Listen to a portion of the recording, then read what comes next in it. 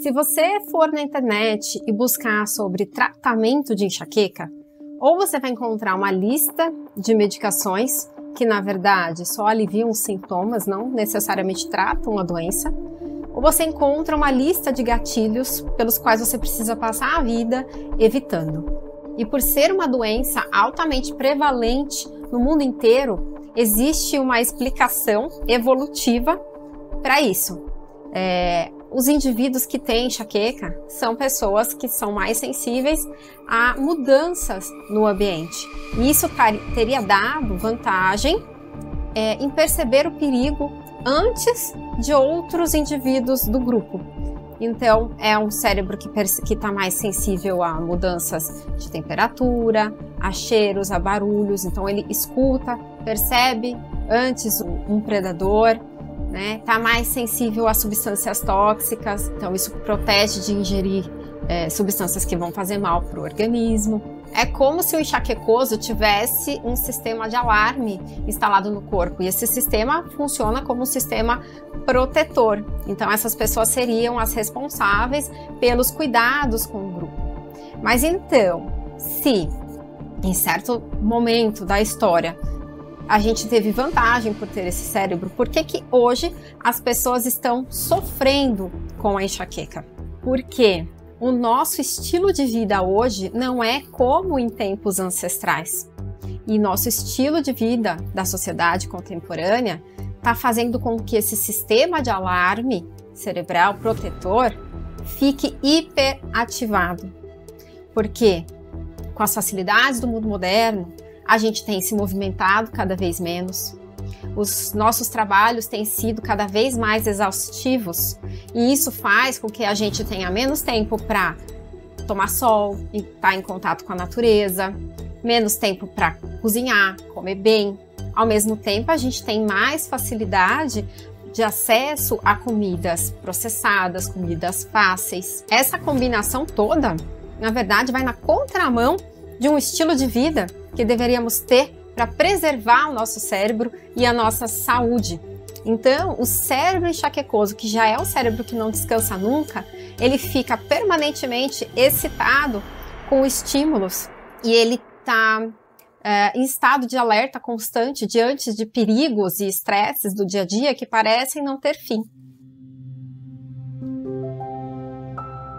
Existe uma relação muito grande entre as doenças do trato digestivo e a crise de enxaqueca. 20% das pessoas que têm do síndrome do intestino irritável, que é uma condição em que há uma hipersensibilidade visceral, elas também reportam crises de enxaqueca. Então a gente tem que entender que os mecanismos inflamatórios intestinais que a gente chama de leaky gut. O que seria esse leaky gut? O intestino ele tem uma fina barreira de proteção e células, uma fina barreira de célula que é fortemente aderida para impedir que proteínas inflamatórias produzidas pela microbiota ou até coisas erradas que nós comemos, agrotóxicos, tóxicos ambientais, né, como fitalatos, parabenos, a gente não quer absorver isso daí. Então, a gente tem uma fina barreira que impede a absorção, impede que vaze para dentro do nosso organismo substâncias que têm ação tóxica e inflamatória. Essa barreira que a gente chama aí, essa quebra dessa barreira, que é o leaky gut ou intestino permeável, em geral, a gente tem uma proteína que segura essas células e a gente tem uma proteína que manda soltar essas células, que seria a zonulina. Essa mesma zonulina, ela exerce uma função similar na barreira hematoencefálica, que é o quê? Quando nós temos essa proteína que afrouxa essas ligações do intestino, a gente também tem um afrouxamento dessas ligações na barreira hematoencefálica, que seria essa barreira, o equivalente a essa barreira de proteção intestinal.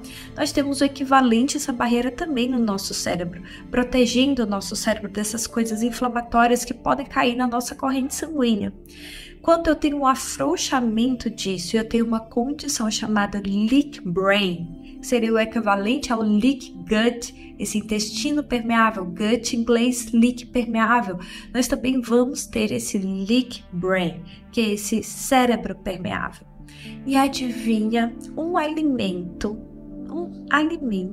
que faz o afrouxamento, ele inativa, ele tem uma relação com essa zonulina, que é essa proteína que tá envolvida nesse mecanismo de segurar essa barreira. O glúten. Então, o glúten, seja nas pessoas celíacas, seja nas pessoas que têm uma sensibilidade não celíaca ao glúten, né, intolerância ao glúten, e até em pessoas que não têm problema com glúten, o glúten ele leva ao afrouxamento dessas relações entre as células, afastando a célula uma da outra. Ao afastar essa célula uma da outra, permite que substâncias tóxicas que estão aqui no nosso intestino, agrotóxicos, plásticos, né, o BPA dos plásticos, os parabenos, os fitalatos e até mesmo aquilo que nós queremos eliminar através das fezes, isso aí permite a absorção da nossa corrente sanguínea. E um processo similar acontece também no nosso cérebro, levando a uma neuroinflamação. Então, sim, o glúten ele pode ser um gatilho para a enxaqueca, para essa inflamação cerebral que acontece. Não é incomum, quase 40-50% das pessoas que têm doença celíaca, que é uma doença autoimune induzida pelo glúten, assim como a sensibilidade ao glúten, essa intolerância ao glúten, elas terem também crises de enxaqueca. E dentre a população que tem crise de enxaqueca, existe uma ocorrência muito mais alta de pessoas com problemas com o glúten do que na população que não tem crise de enxaqueca. Então a gente não tem como negar que o glúten pode estar relacionado a essas crises. Então, quem tem problema de enxaqueca é preciso investigar se existe esse problema alimentar com glúten. E eu falo aqui do glúten porque essa proteína, né, presente nos cereais, como o trigo, a cevada, o centeio, que é universalmente presente na dieta que nós temos hoje disponível no padrão ocidental. Então, é a relação mais fácil de todo mundo entender, né? Porque todo mundo já ouviu falar em glúten, todo mundo já ouviu falar em doença celíaca, ou se não ouviu, deveria estar ouvindo, né? Principalmente os profissionais de saúde. Pensar, se você tem enxaqueca, tem que pensar em investigar a intolerância ao glúten. As doenças também digestivas, né? Por exemplo, a Helicobacter pylori, a gente tem uma relação entre a população de pessoas que têm enxaqueca. É muito comum encontrar pessoas que têm uma Helicobacter, essa bactéria que mora no estômago positiva, muito mais comum nas pessoas com crise de enxaqueca do que nas pessoas que não têm crise de enxaqueca. Então a gente sabe aí já que existe essa população de bactérias disbióticas, nesse desequilíbrio bacteriano que é mais comum na população com enxaqueca, e também nós sabemos que é muito comum a ocorrência da intolerância ou da sensibilidade não celíaca ao glúten e enxaqueca. Inclusive, a enxaqueca é um sintoma da intolerância ao glúten. A enxaqueca, ela pode ser um sintoma também de alerta para investigar doença celíaca. Então, se você tem enxaqueca, peça para o seu médico investigar, porque realmente é uma situação muito comum. Muito comum. E aí o tratamento nesse caso ele vai ter que passar pela exclusão do glúten, a retirada dessa proteína que está envolvida nesse processo inflamatório. Então é muito importante investigar, é muito importante ter esse diagnóstico, porque existe uma relação muito íntima entre episódios de enxaqueca e o consumo de glúten em pessoas que são sensíveis, em pessoas que são intolerantes ao glúten e pessoas que têm uma doença autoimune relacionada ao consumo do glúten, que é a doença celíaca. Muito provavelmente o neurotransmissor mais conhecido é a serotonina, que é aquele neurotransmissor relacionado ao bem-estar, à felicidade, Quem nunca ouviu falar da serotonina? Mas acho que o que pouca gente se liga, né? O que pouca gente conhece é que a maior parte da serotonina ela é produzida no nosso intestino e não no nosso cérebro.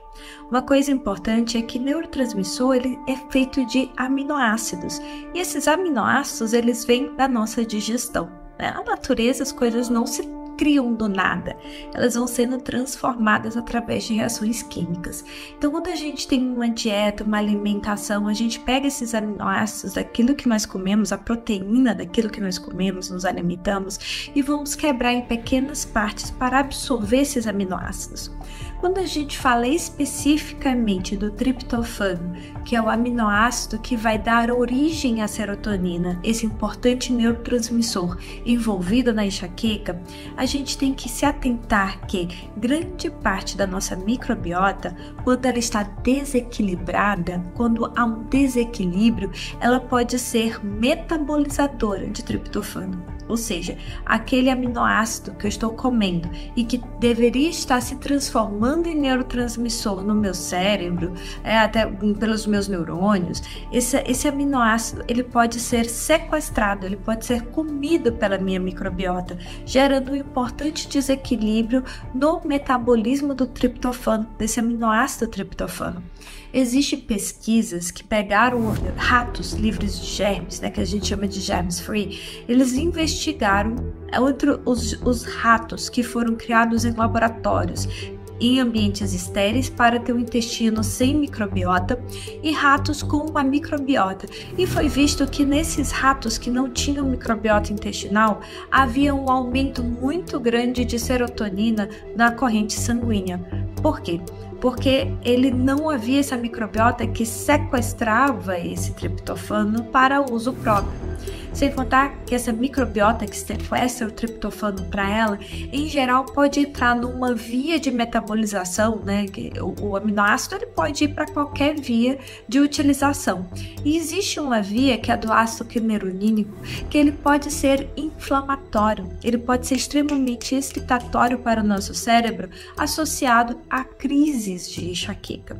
Então, dependendo da microbiota que nós temos no intestino, essa microbiota pode roubar o triptofano para ela, impedindo a utilização, por exemplo, pelo nosso cérebro.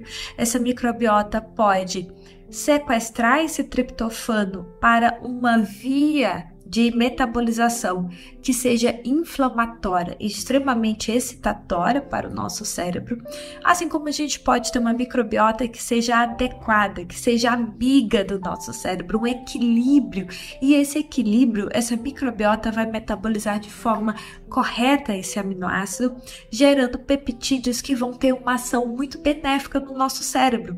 Também essa própria microbiota ela pode gerar, por exemplo, através da metabolização das gorduras, através da metabolização das fibras alimentares, vai transformar tudo aquilo dali em ácidos graxos de cadeia curta, que tem uma excelente ação anti-inflamatória no nosso cérebro. Então, quando a gente fala de bactéria dentro do nosso intestino, a gente pode estar falando de bactéria que tem uma boa ação, visando até a prevenção das crises de enxaqueca, como também nós podemos estar nos referindo a um desequilíbrio dessa microbiota que leva ao desequilíbrio das crises de enxaqueca. Claro, tudo isso daí, gente, vamos dizer assim, a gente ainda está caminhando. Existem relações entre a microbiota, relações causais, né? Relações que são, através desses estudos, cada vez mais a gente está entendendo que existe conexão, mas não necessariamente essas conexões são as causas da crise.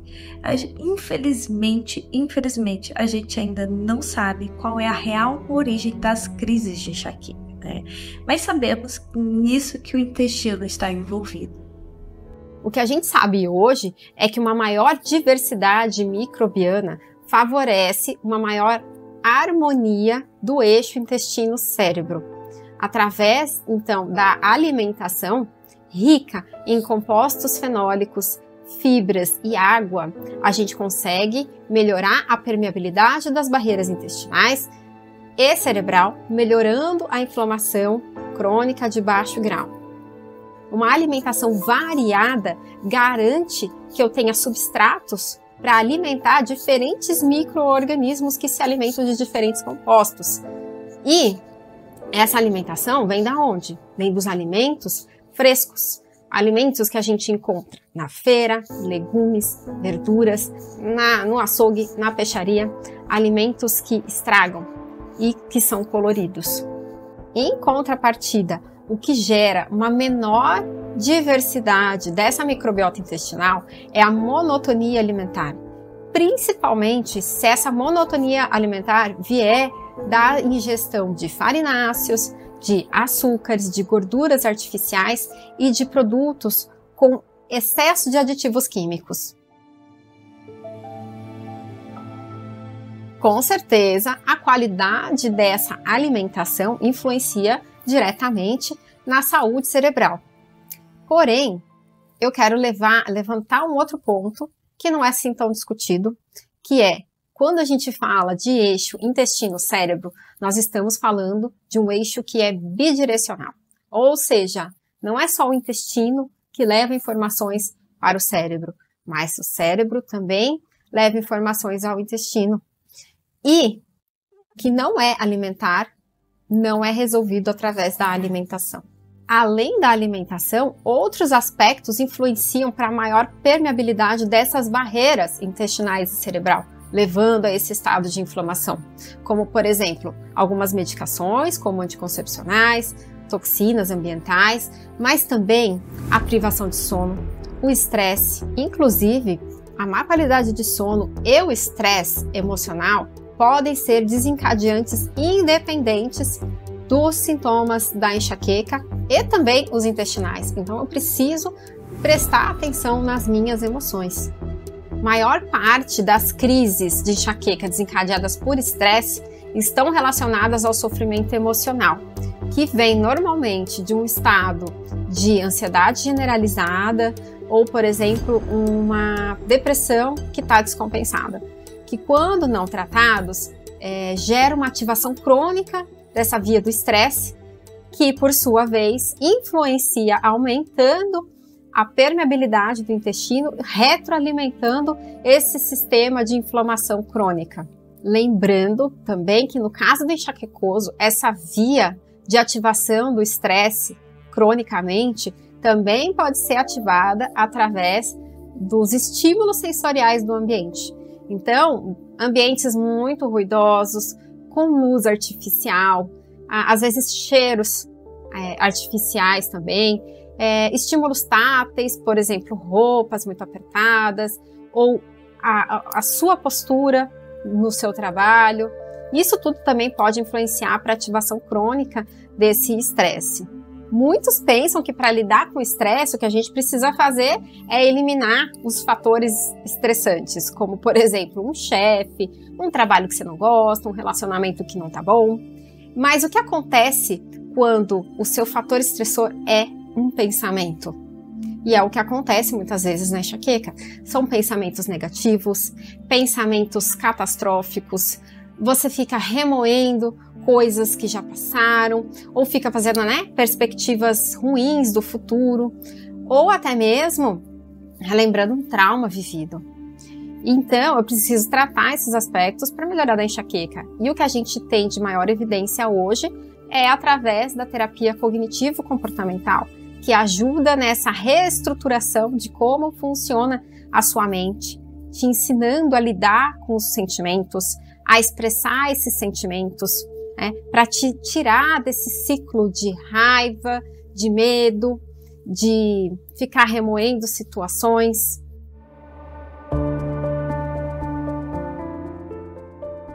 Muito se fala do eixo cérebro-intestino, mas a neurociência tem feito descobertas fantásticas sobre o funcionamento do eixo músculo-cérebro. E novamente, quando a gente fala de eixo, então a gente fala de uma relação bidirecional, onde a prática de atividade física estimula a síntese de sinais químicos do músculo que interferem no funcionamento cerebral, fazendo com que o cérebro tenha uma melhor comunicação entre os neurônios, modifique a percepção de dor, diminui a percepção de dor, melhora a modulação do estresse e melhora aspectos cognitivos e de humor que estão tão afetados na enxaqueca. Os benefícios da prática de atividade física vão muito além daqueles que de alguma forma a gente já sabe, que é a melhora do condicionamento físico, do equilíbrio, da força muscular. Mas em se tratando de enxaqueca, a gente não pode esquecer que a atividade física é um estímulo inflamatório e que na hora da dor não pode ser muito boa ideia você fazer o exercício porque vai piorar a sua dor. Eu tenho que pensar na atividade física para enxaqueca como um efeito preventivo, onde eu preciso dosar a intensidade e a duração desse exercício para eu não desencadear mais crises e ter efeito deletério com ele ao invés dos benefícios. O cérebro enxaquecoso gosta de rotina. Então, no caso da enxaqueca, mais vale você fazer um pouquinho todos os dias do que fazer um exercício intenso ali só 2 vezes na semana. Mais vale a regularidade do que a intensidade. Muitas crises de enxaqueca se iniciam numa área do cérebro chamada hipotálamo, que é uma região que cuida de diversas funções que mantêm o nosso corpo em equilíbrio. Dentre essas funções está o ritmo circadiano, que é aquele ritmo que delimita quando no dia a gente tem que ficar alerta, acordado, e quando a gente deve começar a ficar sonolento e dormir. Se esse relógio interno estiver desregulado, ele deve ter prioridade no seu tratamento da enxaqueca. Quando esse relógio biológico está desordenado, ele vai ter impactos negativos em diversas funções fisiológicas, metabólicas e do comportamento. Ele vai alterar, por exemplo, a sua regulação da temperatura corporal, sua sensação de fome e de saciedade, a sua motivação para ação e o seu nível de energia. O primeiro passo para você organizar esse relógio biológico, esse ritmo circadiano, é regulando a sua exposição à luz natural e à escuridão total. Então, ao longo do dia, você precisa se expor à luz solar e à noite, evitando o contato com luzes artificiais, principalmente luz branca, a luz que vem de equipamentos eletrônicos, principalmente nas 2 horas que antecedem a hora de você dormir. E outra maneira da gente regular esse ritmo circadiano é através da nossa rotina diária. Ter um padrão consistente de rotina ajuda o seu cérebro a regular melhor esse ritmo circadiano. Então, eu preciso ter uma rotina consistente, inclusive aos finais de semana, com horários regulares para acordar, para trabalhar, para se exercitar, para comer e para dormir. Se você está com seu relógio biológico alterado, seria interessante você pensar nos seus horários de alimentação. Manter uma rotina de horários para fazer a ingestão dos alimentos ajuda a regular o ritmo circadiano, porque o hipotálamo vai receber essa informação através dos alimentos e vai ajustar a produção de hormônios e da atividade metabólica, prevendo já a chegada desses alimentos dentro de um padrão. Então você vai manter o seu ritmo circadiano mais saudável e equilibrado dessa forma. Em relação à alimentação, a gente também precisa ter cuidado na ingestão de alimentos e líquidos aí à noite, porque isso pode interromper o seu ciclo do sono ou impedir que você entre em fases mais profundas do sono, alterando todo o seu ritmo circadiano ao longo do dia. Fazer atividades físicas em horários regulares também ajuda a regular o ritmo circadiano, principalmente se você fizer essa atividade física pela manhã, porque aí vai te dar uma sensação de mais alerta ao longo do dia e te ajuda a entrar num ritmo de sono melhor à noite. Ou seja, se você está com um ritmo circadiano alterado, esses hábitos dessa forma podem ajudar a regular.